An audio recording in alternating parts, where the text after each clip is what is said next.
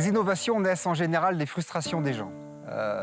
Et on peut dire que dans notre métier à produire du vin, on suscite des frustrations et des questionnements.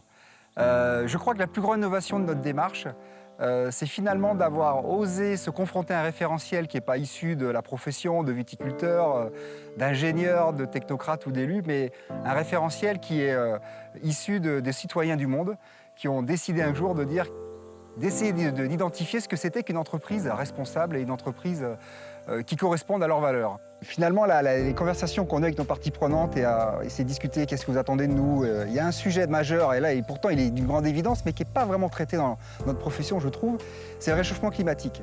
On a mis en place une réflexion globale sur l'entreprise, alors sur les tracteurs pour commencer, avec des tracteurs beaucoup moins consommateurs. Et là, on a été très surpris de voir maintenant ce qu'on pouvait faire en termes de consommation. Et après, sur le poids des bouteilles. Alors le poids des bouteilles, c'est quelque chose de très facile, dont on ne pense pas. On a réduit de 100 grammes le poids de nos bouteilles, c'est en équivalent 500 000 km de CO2 d'une voiture par an. Donc rien que ça déjà, c'était une grande avancée. Le deuxième sujet, alors là ça a été aussi assez violent, et là tous nos clients de l'Europe du Nord ont été unanimes, c'est la santé. La santé, le problème de l'alcool. L'éducation au vin, l'éducation à l'alcool. Et là aussi on n'était pas vraiment préparé à ça, parce que c'est pas que ce soit un sujet tabou, mais c'est pas quelque chose dont on parle.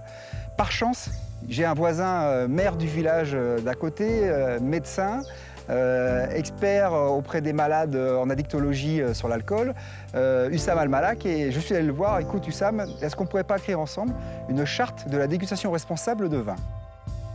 Alors la Chambre d'agriculture nous a beaucoup aidé sur la première étape de la RSE, c'était l'HVE. On a été la première exploitation viticole du département aux valeurs environnementales.